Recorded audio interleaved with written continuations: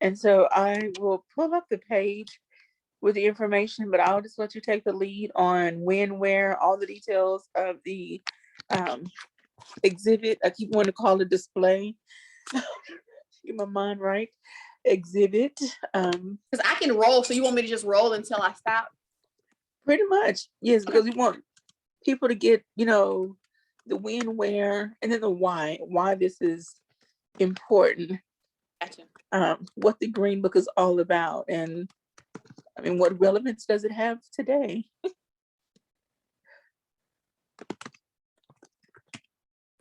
May 18.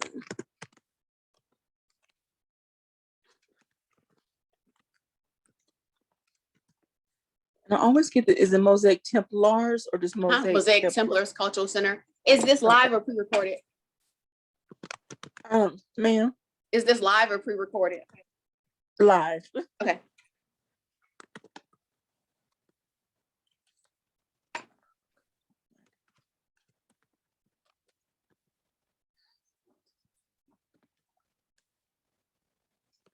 And so it'll be on the KLEK Facebook page. Okay. So if anyone would like to share, please do. Yeah, we'll make sure we share. Right, so I've hit live, and we should be coming up on our talk bed very soon. Yes, well, got about a good 30 seconds or so. All right. Good morning, everyone in Facebook world. How are you doing? Welcome to Community Conversations. We're going to save the bulk of the conversation until we go live on air.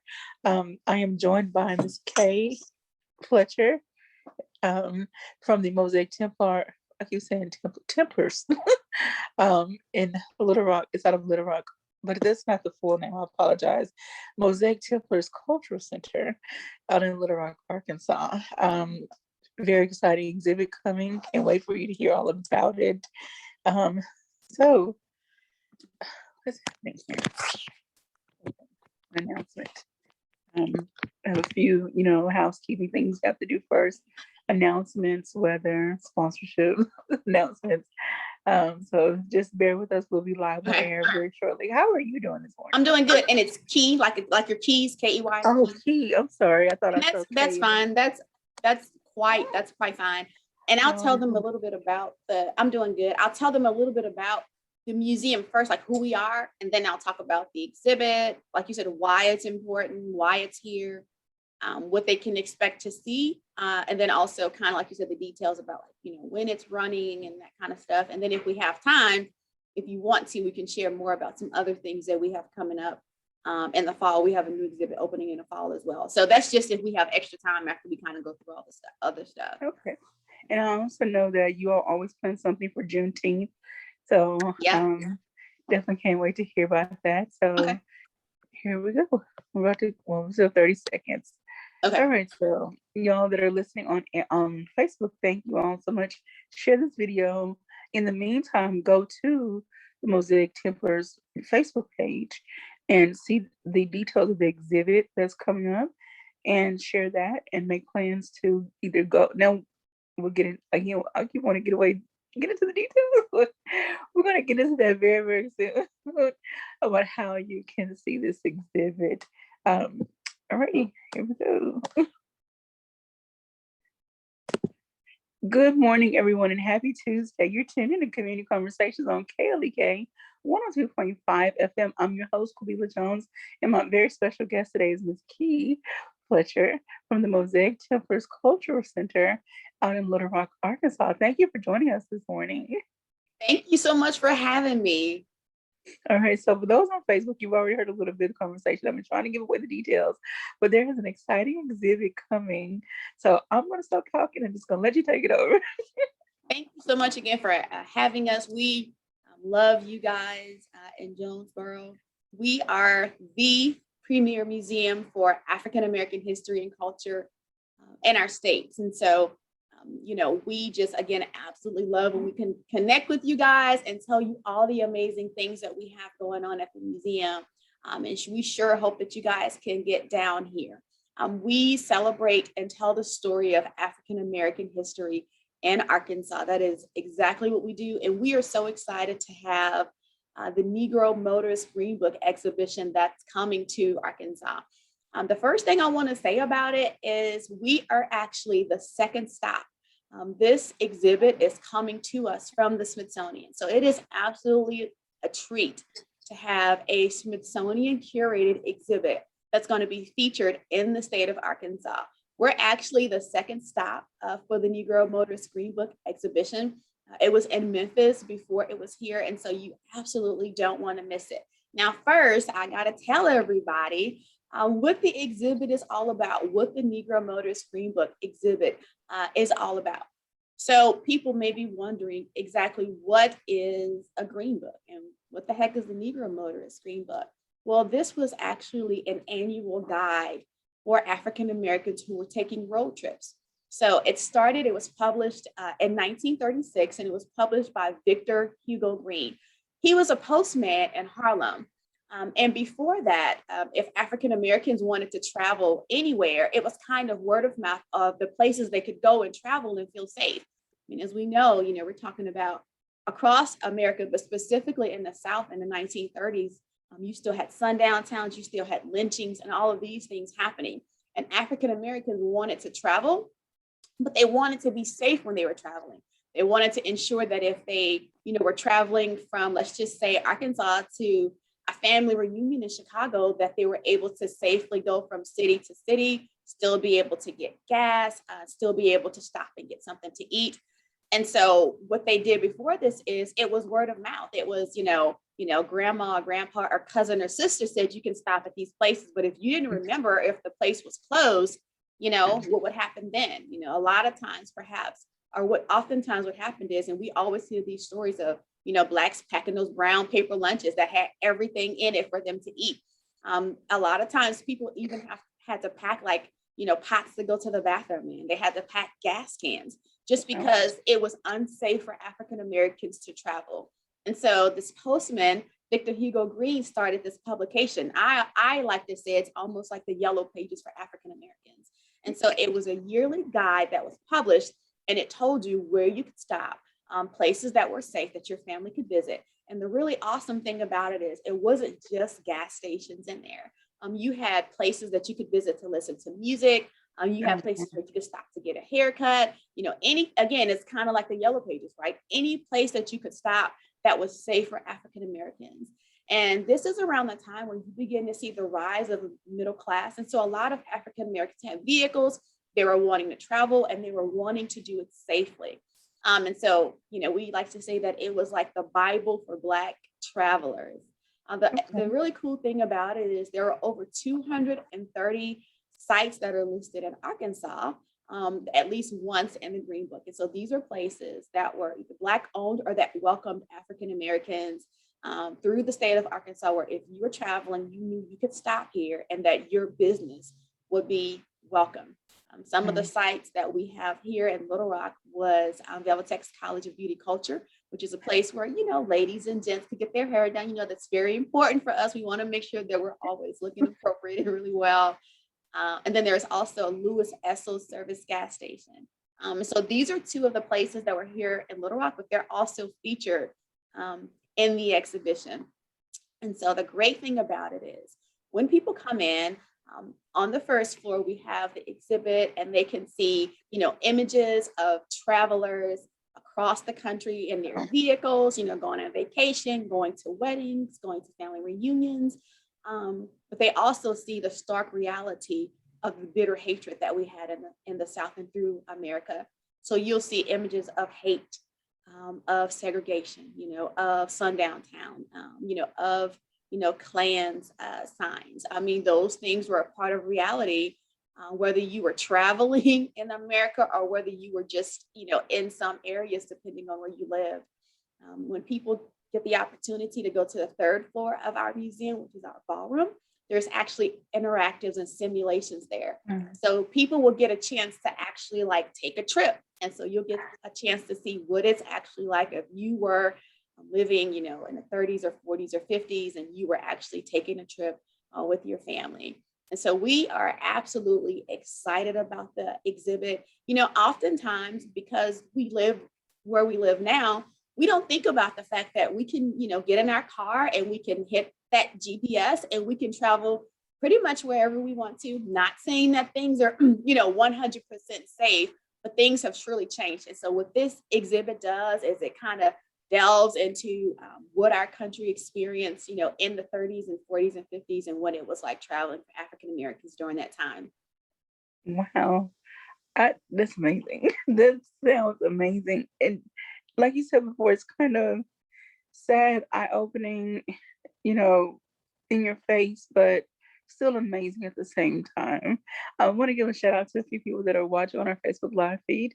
Dr. Sharice Jones Branch from right here in Jonesboro, Arkansas. I know, She said, Dr. Branch. Hey, Dr. Branch. she says hi, Sora, and I'll be there on Thursday. um, she says she thinks of it as a AAA guide for Black folks, which essentially that's what it was. I want to say good morning to Gwen Henderson, checking in all the way from Arizona. Thank you so much for checking in. And so you talked a little bit about, times have changed, but to a degree, probably not as much as we would like to think. So do you feel that something of this nature, a green book rather, would be essential in today's times? I know we live in a digital world, but and we make us spread it better or differently. One of the things a colleague of mine were actually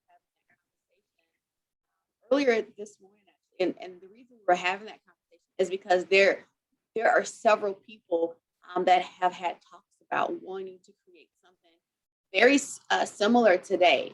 I think not only because there are some people who indeed are still unsafe and feel unsafe, but it's also another way to, in my opinion, document not only just businesses, but African American businesses in particular. And so the Green Book, again, it documents all businesses. But the interesting thing that I think it does is it gives us a chance to see some African American businesses that we may have not known existed. And even today, for me, one of the great opportunities I think that it could do is to highlight the fact that we do have a large amount of African American businesses that aren't highlighted, that people just don't know about. So I think a book of its sorts could be very useful today, so that people feel safer traveling, but also as a way to be able to document and highlight African American businesses as well. I want to ask you about the places that are listed in Little Rock. Are there any remnants of those businesses still existing today? So yes. So the two in particular that I talked about, the Louis Esso service station, we do have some of the original artifacts and documents here at the museum. And so, maybe not physically on that site, but we actually have some of the artifacts. And then the Velvetex College of Beauty Culture is still in existence and it's still running. And so that's a really cool thing. Candace C. Taylor is the curator of the exhibit. And so she will be here. She is one of the nation's leading scholars when it comes to the Green Book and knowing that information. She's a photographer, she's a documentarian, and she actually traveled all across the country to document those sites. And so she was able to come to Arkansas and document the sites we have here as well. She's going to be with us in July. She's got an amazing book, The Overground Railroad. Oftentimes we talk about the Underground Railroad, but she talks about the Overground Railroad. And the experience of African Americans and the Great Migration and just traveling and moving across the country. And so Candace C. Taylor, who helped curate this exhibit, will be here in July to share more of her information about the sites that are actually still here and just about the history of African Americans and travel through the lens of her family. Okay. Now, what I want to ask, what I was trying to hold back on asking, would there be a virtual option for those who just simply cannot make it to Little Rock? Maybe after the exhibit is open for some time, you offer a virtual option.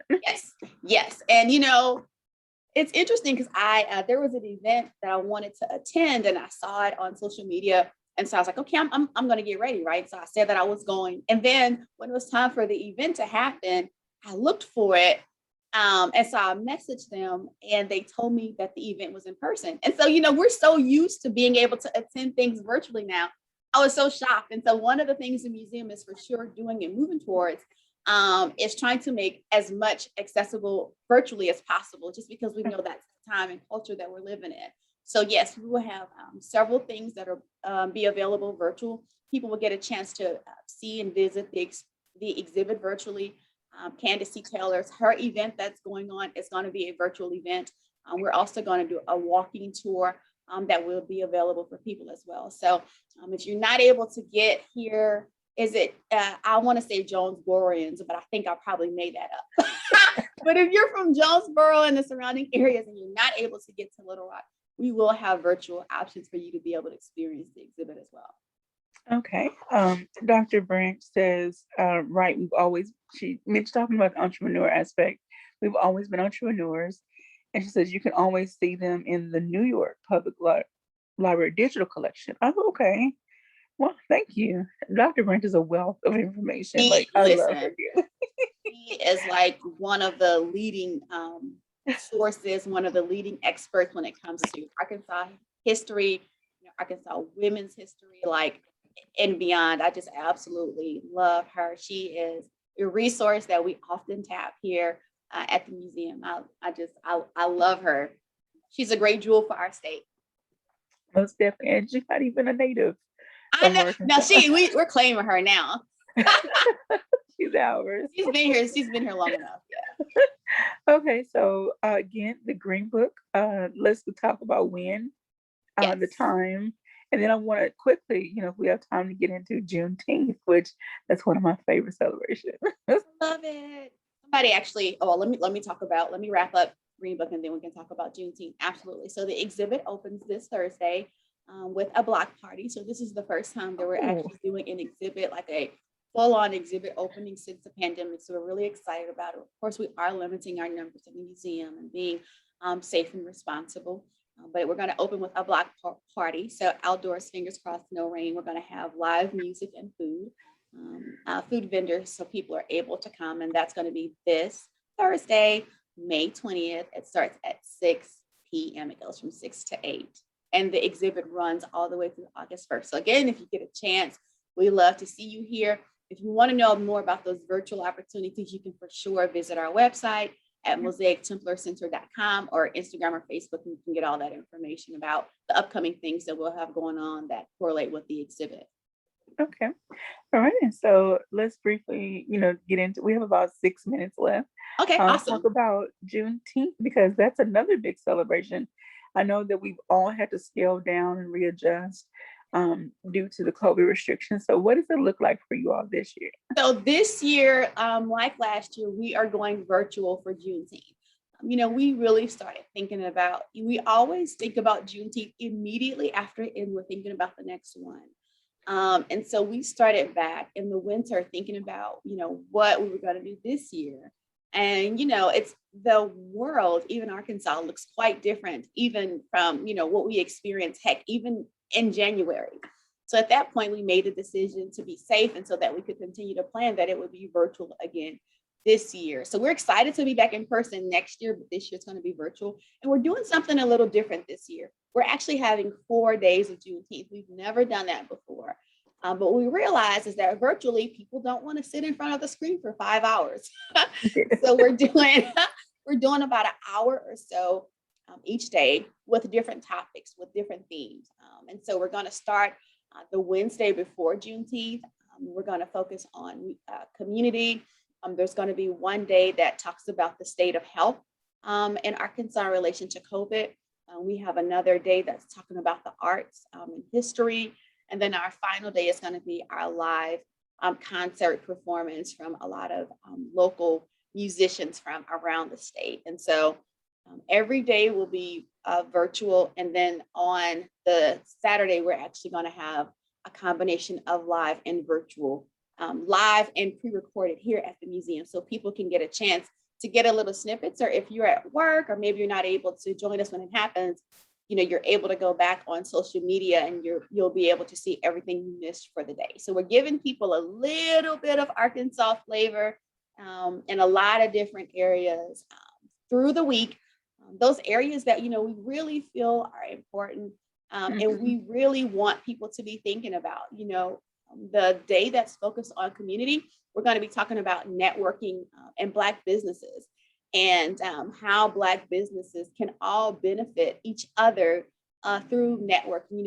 Over the past year, what we began to see is a rise of support for Black-owned businesses throughout the state. And we want to keep that momentum going, and we want to talk about what that looks like, the best ways for Black businesses to network, and the best ways for them to get that information out. And so we'll be having a lot of representatives from Black-owned businesses, and from city government officials, from people that help Black businesses. And so that'll be a great day. And like I said, even that day on health, we're talking about not only physical and mental health, but also just the state of health in terms of the African-American community and how we are coming out of COVID and moving forward. And then that day that's dedicated to art and history, we're going to be talking about some things that are going on at the museum. We're going to be featuring Black art. And then again, like I said, that final day, it's all about kind of our music and celebrating music, which is a key, integral part of African-American history. So we're excited about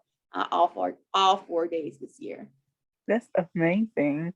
All right, so stay tuned for that. And then Dr. Branch says, Coach Key kicks butt in her class. So you teach a class. Oh, goodness. Oh, we'll have that conversation off air. Okay. But so again, the Green Book coming this Thursday. Please go check that out. Now, let me ask you this real quick. When the movie came out about the Green Book, there was some criticism that the movie did not follow the actual storyline, the reality of the storyline. Did you all have a discussion about that at the center? Or did you get to see the movie? So I did see the movie, and I often say, what movie really does the actual story justice, right? Like, I think the movie. Oftentimes, what movies do is it shines a light on areas that people didn't know about, and so I think just having something out there that people can actually access and see, that even begins to shine a light, and then I say, hey, it's our responsibility to go and then do more research and seek, the rest of the story. And so, our hopes is that, even if it's just a little bit of a, eye opener, go and do your research, Google it and see, what is the rest of the story. So. I know a lot of documentaries and movies have led me to do research, and Yes. I never considered myself a researcher like that. But I found myself staying up late nights doing all the time, right? I'm like, oh, did that really happen? Let me search that. That's so interesting. Of course, movies always have to, they have to sell tickets, so they have to put that little bit of extra. I'm a Louisiana girl, so we say lagniappe, but a little lagniappe in there to make you want to kind of go and find out the rest. So. If it did nothing more, just to open people's eyes to like, wow, I didn't even know the Green Book existed, then I think that, that can't necessarily be all bad. That's right. All right. Well, I want to thank you so much for joining us. I know in our last few moments, maybe about a minute or so, tell us about some other upcoming events, maybe through the summer, or some things that people can look out for. I know you mentioned the Overground Railroad, which I'm very interested about in that. Yeah, and so the what people can expect when Candace, again, she's a curator that worked with the Smithsonian for the Green Book. Her book is absolutely fascinating, and so I would say if you want to know more, you're interested really in African American history, starting with 1936 and the expeditions and travels of African Americans. For sure, pick up that book as it documents, her family's history, and also just, how African Americans, how we have endured, from the Great Migration to even today. So her book is absolutely The Underground Railroad. It's a great book, and it was kind of, it's and it parallels the Green Book exhibit. So it's a great companion to the exhibit. And then the last thing I want to say, if you have not had an opportunity or chance to visit the museum before, We're going through a great transformation here. We're actually finished with our phase 1 of our exhibit redesign. We have a new theater and a children's gallery dedicated to race that we're working on. So all through we talk about the adulthood, we got to start young with our kids. And so we are finishing up touches on that, and it's going to be opening in the fall. We're so excited for people to come in and see our first phase of the museum redesign complete, which is our children's gallery dedicated to race, and a new museum theater where people can go in and get an introduction before they experience the rest of the exhibits. So a lot of great changes happening here at the museum. Wow. So you're in the Little Rock area, make it your business to go to the Mosaic Templars Center, Cultural Center. Put it on your list. Like if you're vacationing this summer, put it on your list of things to do. Take your children, give them a culturally enriching experience. They're never too young to start engaging in our culture. So, and I Never. thank you all for all the hard work that you do, for all of the wonderful exhibits that you bring, for your intentionality to, raising awareness for our culture. So thank you so much for all of that. Thank you guys. So thank you so much. We always enjoy coming on and talking to your community there in Jonesboro. We absolutely could not do the work that we do without you guys. So we appreciate the support. And I would love to, have more conversations with people that you all connect with, because that information will be beneficial to our residents as well. So hopefully we can do some collaborations throughout the year. Absolutely. I love it. Let's All do right. it. Well, thank you everyone for watching. Thank you for tuning in to Community Conversations. Today's an abbreviated show, and I hope you all have a great and blessed day. Thank you. Thank you guys.